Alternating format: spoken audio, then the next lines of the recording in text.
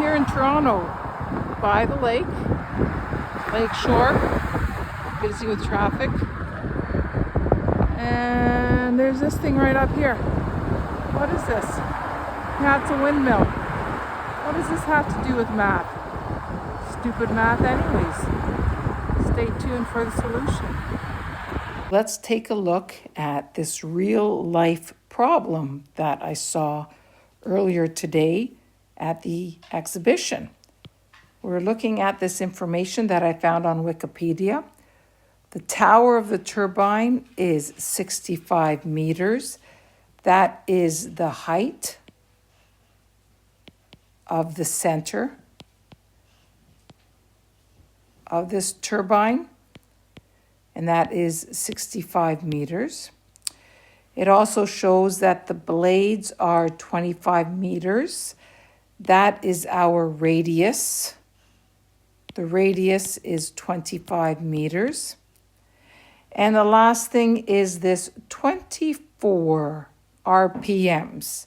So this 24.5 RPMs means that is the revolutions per minute. And why we need that is we need that information to find our period, which is the time to complete one cycle, and we need this to find K. That's where it's the most work. We're going to do a recall first, and the first recall that we're going to do is we're going to recall what does a cosine function look like. A cosine function, let's draw a graph here. Thank you to technology. Oops, I don't want that one there. Let's put it here in the middle. Okay, I can draw a straight line like this with the tech. So a cosine function, remember, has a maximum of 1, minimum of -1. I will go 1, 2, 3, 90, 1, 2, 3, 180, 1, 2, 3, 270, 1, 2, 3, 360. So the easiest way to graph one cycle of a cosine function is you start at a maximum, you end at a maximum, halfway in the middle is a minimum. Halfway between these two is our 0. Halfway between these 2 points is another 0. And this is our cosine function. This is our x-axis, and this is our y-axis. So that's our parent function. In general, the cosine function, when we have to apply transformations, looks like this. Y equals a cosine of k x minus d plus c. That is the general equation of our cosine function. We're going to first start by sketching a graph of what this looks like. Sketch a graph.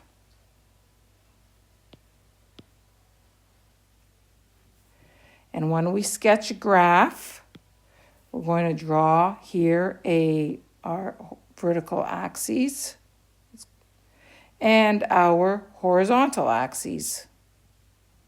The vertical axis is the height in meters, and the horizontal axis is time, and you will see why afterwards. It's going to be in seconds. We know that the center of the tower is at a height of 65 meters. That's the center. And this 65 is what we're going to put here, 65 for our C. It is the vertical translation. We know that the radius is, let's take a look, the radius is 25 meters. So our radius is going to go up 25 meters, and it's going to go down 25 meters. And this 25 meters is what represents our amplitude, which is our vertical stretch. So it's going to have a maximum height here of 65 plus 25, which is a maximum height of 90 meters. And the minimum height is 65 minus 25, which is 40 meters.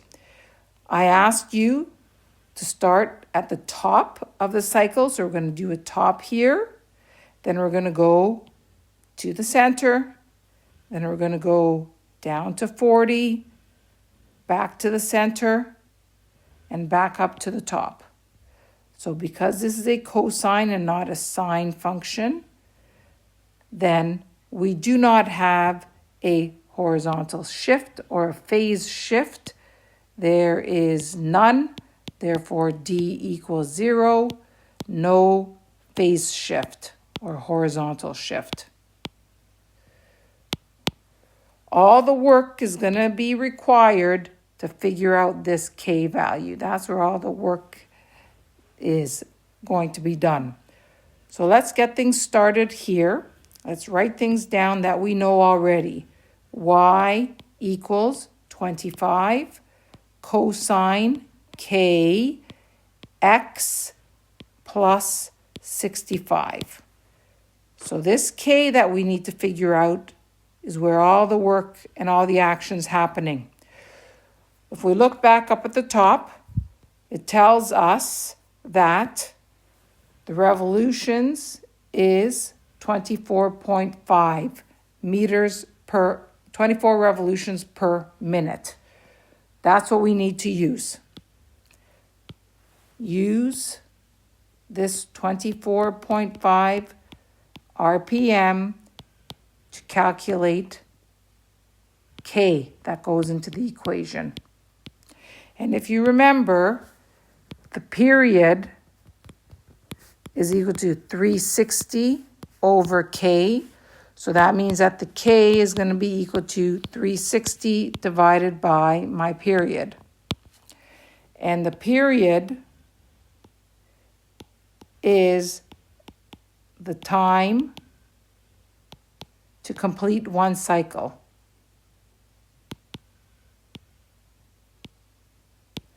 So we're going to do 24.5 rotations per minute means 24.5 cycles in 60 seconds. What I'm going to do here is I'm going to divide the top by 24.5 because that's how I'm going to get an answer of one cycle. And what I do to the top, I have to do to the bottom.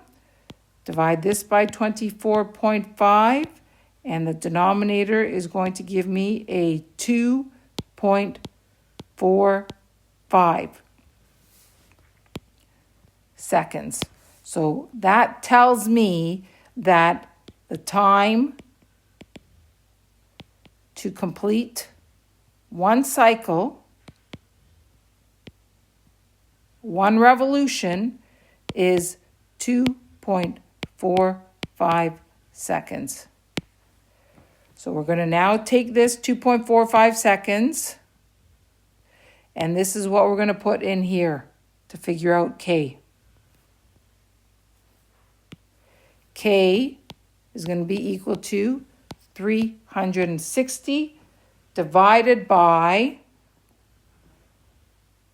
2.45 seconds. So K, I need to take my calculator here to do the division. I can't do that in my head. So I'm going to do 360 divided by 2.45, and the answer is 146.9. So we're going to round that off to be 147. And this 147 is what goes into our equation above. So that means that our final answer is going to be y equals 25 cosine of 147k plus 65. We're not finished yet because what's missing is the graph. Up at the graph, we need to put in the time to complete one cycle. So this one cycle here takes 2.45 seconds. That's the time to complete one cycle. Now that we've got that listed on our graph, now we are finished. And I'm sorry, but I don't have my That Was Easy button. That was easy.